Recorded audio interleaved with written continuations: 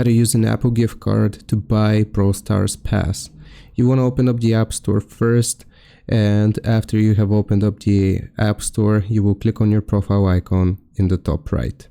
Here you want to choose the option redeem gift card or code, and you can either use your camera to redeem your gift card or enter the code manually. I will click on use camera, and here you can use your camera to scan your gift card, and like I said, you can also do it manually by entering the code.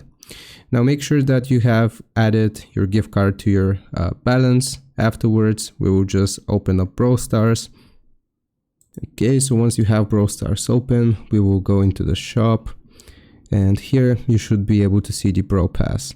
Click on the Brawl Pass, and you just want to click on the purchase button, which is going to make sure that you actually use your gift card balance from your Apple Wallet to purchase the Brawl Pass. So I hope this helps. Leave a like and sub, and I'll see you next time.